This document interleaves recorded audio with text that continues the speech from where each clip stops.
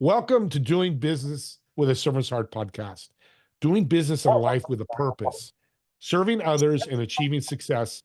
I'm your host, Steve Ramona. We created this show for you because we want everyone to learn how to do business and life to make an impact in the world. How are you going to serve today, and what kind of impact will you make today? I love starting with that because I always have guests that make a great impact. And we have a kindness impact, which ties to servant's heart. Michael, welcome to the show. Thanks so much, Steve. It's a pleasure to be here. So in the green room, I was going to start in a different direction, but this just came over me. Our future is kind. I believe it's the name of your company, right? Yes. Yeah. Let's talk about that because that is so powerful. Yeah. It's just my firm belief that when we have the future approach us, right, the future is always falling in our lap, moment on moment on moment.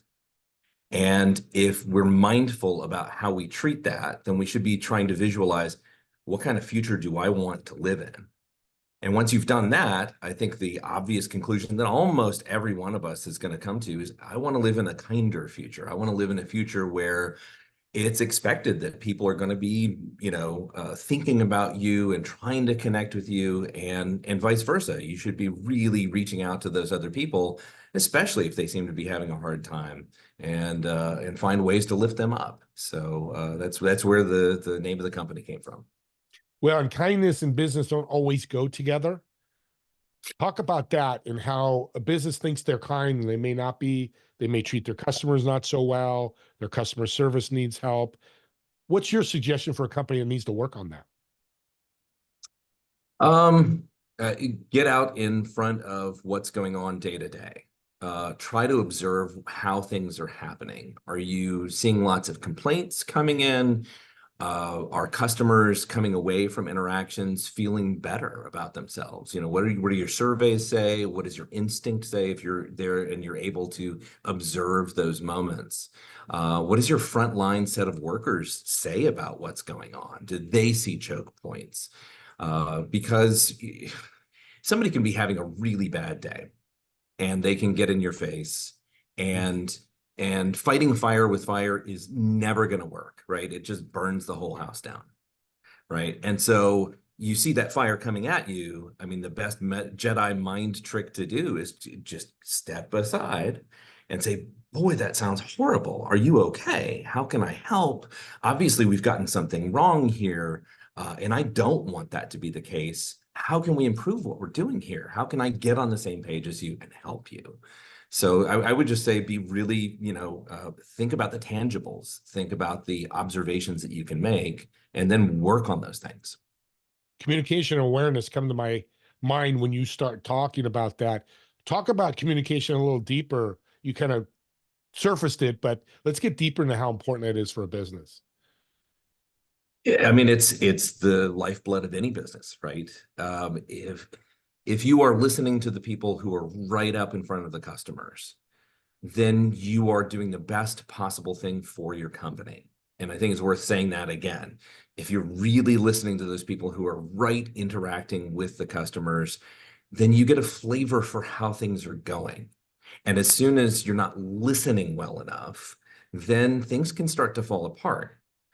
The other thing that can happen is if you are having communications told to you, like, hey, when we have these interactions with this customer, they say this part of the interface is not working well. If your narrative is, I paid a lot of money for that interface, we had consultants come in and build this thing, it can't be the interface. Then you won't hear that essential piece of knowledge that you need to make things better. And so I would say, as much as you can, try to get rid of all the narratives. Try to really hear what that other person is saying, because you hired them for a reason. They're there doing that hard work, and you have to trust them. And so when you hear something from them, trust it and really think about it and have the bigger conversations, even if they're the uncomfortable ones. That's really how I think about it. So you're talking about a servant's heart in leadership, servant leadership. There's a number of phrases for that. What do you see the characteristics of a servant leader? Most organizational charts are built where you have the person who leads the team at the top, and then all of the other people are below. And I think a servant leader really thinks of it the other way around. Like, I am here undergirding all of the support structure that's needed to make sure that every one of the people reporting to me has what they need, they have the obstacles cleared from their runway. They know that they can get things done because their boss has their back. If they tell me something and it's a difficult truth, I'm going to listen to it. I'm not going to wag a finger at them. And so for me, the characteristic of a servant leader is somebody who thinks every day, how am I supporting each individual on my team to excel and be the best versions of themselves and to run forward at the highest pace possible, and feel great while doing it. Yeah, and humbleness is what you're talking about too, which is hard for leaders, CEOs, founders. Hey, it's my baby, it's my money. You hear that conversation. That leads to the question, what's the most humbling lesson you have learned? Oh, that's really hard. I guess it was probably early in my career. I stepped into a situation where I was hired by a boss who said, "Hey, you just came out of college. You have all this great experience. You'd had a side job. You really know this industry better than a lot of people on the team. So I'm going to put you in charge of this team." And then on day one, I started having the people who reported to me and some of my peers. They would approach me and say, the boss, he's horrible. He doesn't know anything. He's doing a bad job, and I wasn't really sure what to do. It was a hard lesson to then observe that a lot of the things they were telling me were pretty accurate. The boss wasn't getting things right, was treating people kind of in demeaning fashion. And so I guess the most humbling moment in my career was when trying to be the hero, trying to support all of these people who were basically in the right, by then bad-mouthing the boss and becoming part of that chorus of people who are whispering in the halls and undercutting that boss. I just didn't know what I didn't know. And, when I met this first person that really challenged my view of, competency in certain positions and kindness and all of that, I kept thinking, do unto others as you would have them do unto you. Maybe it doesn't apply to some people. And so I just became the worst version of myself. And it's very humbling when you're then sitting across the desk from the boss and the boss man is telling you things you said in the hallways that you thought never would get back to them. And you suddenly realize, oh my gosh, I've turned into the monster that I thought my boss was. So that was a really humbling moment for me, and it really spurred on a series of growth events in my life where I tore everything apart and tried to really understand what's motivating me and how do I do this better? How do I not become that worst version of myself? How do I grow into the best version? Growth is such a key word that you just said. You learned life lessons about humbleness, and drama destroys companies. I hear it, I know you hear it because you work with companies. It's unfortunate because we're human and that happens. But experience in life teaches us so many lessons for our business. Hike the Appalachian Trail, which is big.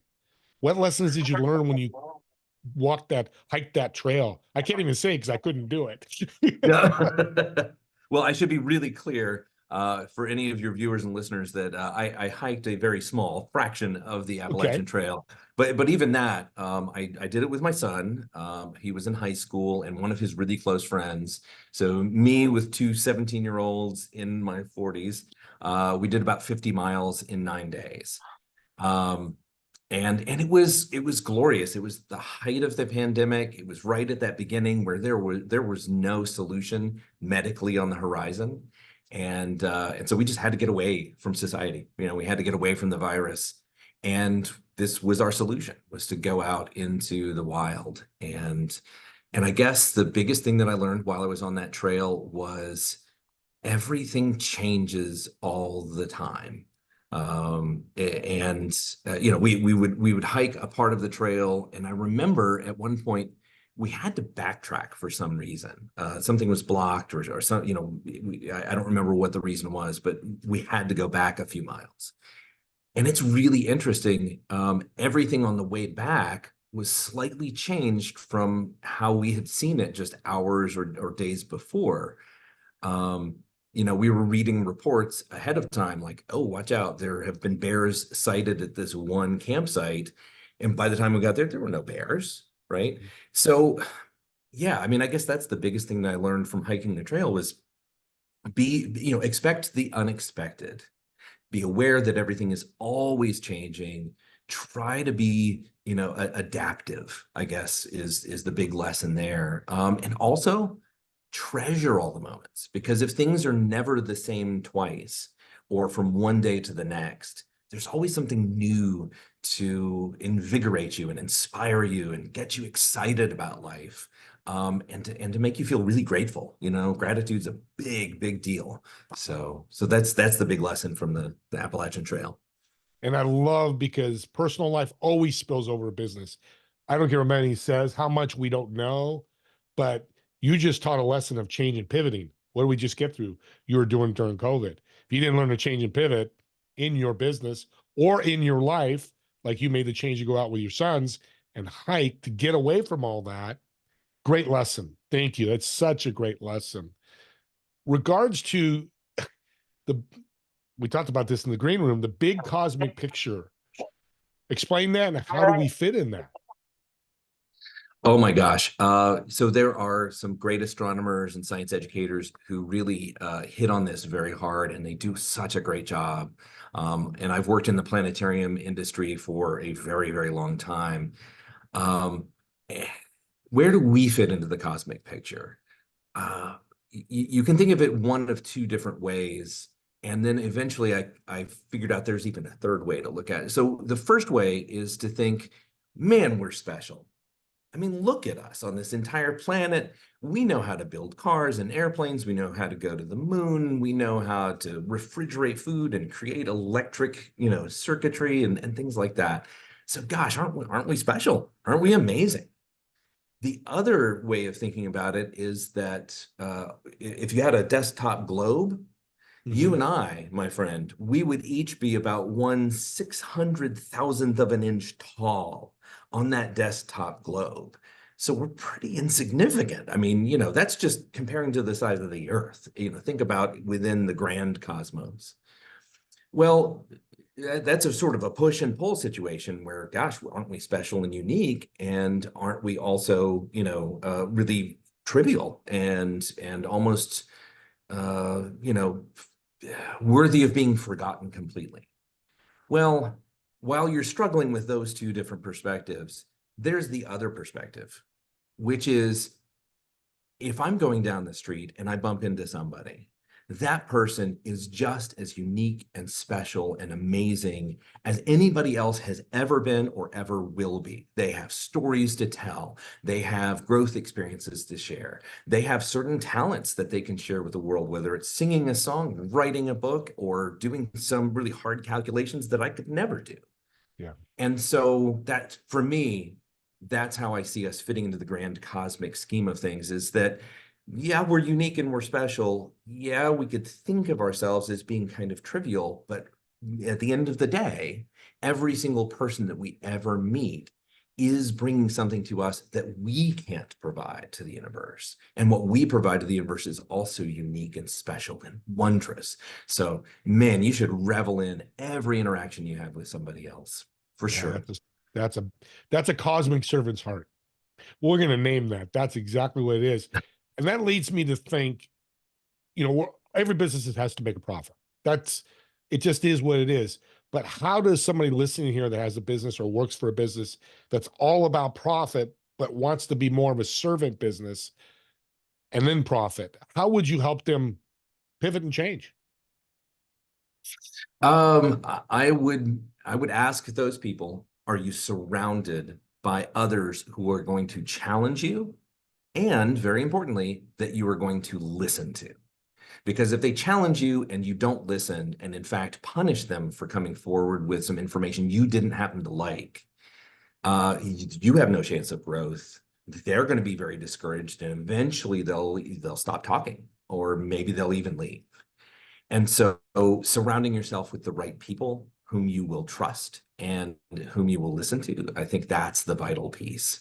They have this great statistic out there that a person who has a very satisfying business interaction, they might tell a friend. They might. But a person who has a negative interaction, they're going to tell everybody they can think of how horrible this, business is to do any kind of interaction with. So that's the other piece in all of this is if you want to be kinder and you try to be that best version of yourself in all these interactions, you're going to come away with maybe a quieter headline, but the headline is always going to be positive every single time, as opposed to going the other way, which is, being self-righteous and saying, well, this is the way we do business and this is the way it has to be done. That can have its flaws. And one of the biggest is that people can have a bad taste in their mouth after interacting. So that's my big advice. I love it. And a company can be profitable doing this?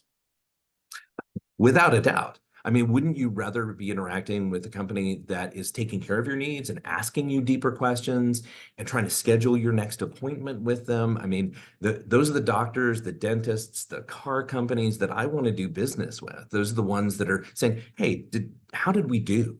We want to give you a survey. How did we do? And by the way, are there other things that we can do to serve you? It's not that we want to sell you something. It's that we want to make sure that you coming away happy. Oh my gosh, those are the businesses that I keep in my Rolodex, right? Those are the ones I want to always keep in contact with.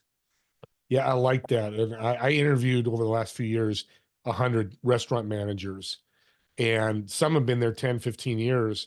And I would bring them over and say, I go to the waitress, hey, can you go get your manager? You know what happens? You see him in the corner, hey, oh my God, their face like, oh, what did you do? And the manager walks over, goes, she's wonderful. She did this, this, and this. And I always ask, they go, well, thank you so much. How often do you hear it? And 80% of them don't hear it but once a year. But they hear all the things that you said, Michael, so well, all the complaints. Well, And they're Steve, important. yeah, and you and I are cut from the same cloth because when I have those good interactions with somebody, whether it's on the phone or it's face to face, I do try to find out, is there a survey that I could fill out? Is there some way that I can give you a positive rating so the person understands, hey, you may be toiling away and your day-to-day grind might not feel great at times, but hey, there's somebody who noticed that you did a great job and I want to sing your praises to someone. Help me do that. Oh my gosh, people light up when that happens, right? Yeah. Just like you were saying. Yeah. Yeah. When you serve, death and taxes are 100%.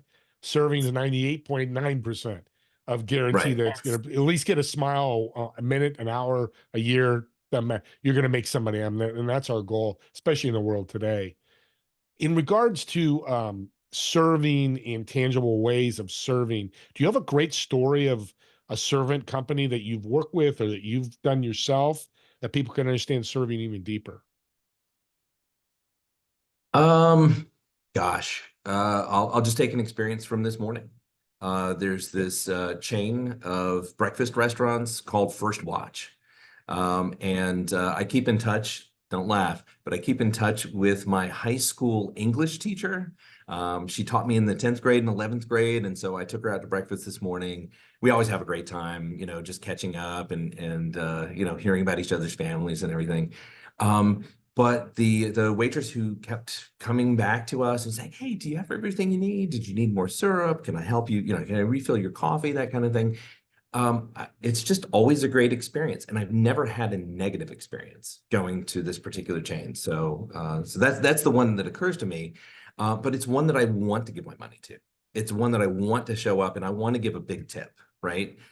Because I just know that these young people are showing up, they're doing their best, they're really listening to each other, and they're helping me out.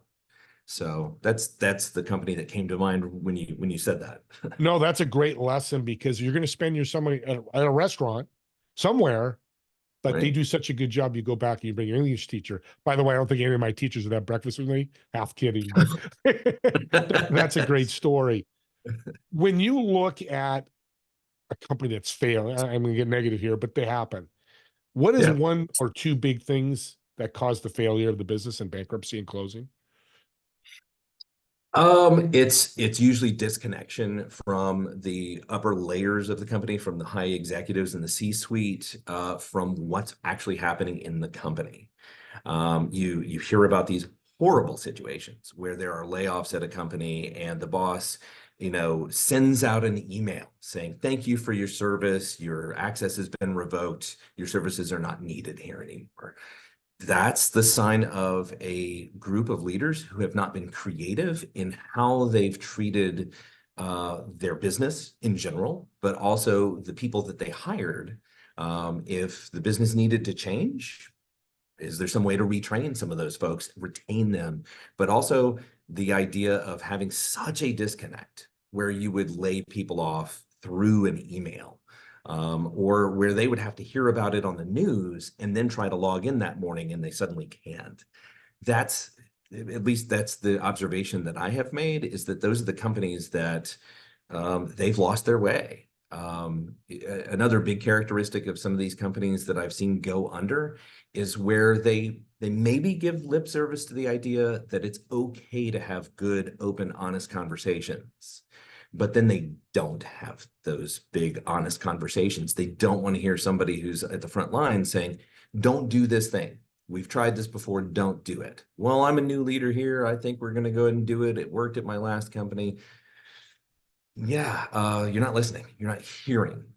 Be open to the idea that your way isn't the only way. So yeah, I mean, the companies that I've seen that have folded are typically the ones that also are not in touch with why they do the things that they do, right? They're out of touch, but then they're not even sure why they're in business, right? And I don't want to call out any very specific names, but imagine that you're a company that has always done one kind of business, and now the world has changed. Now suddenly we have AI, and who knows, in 2 or 3 years, it'll be something else.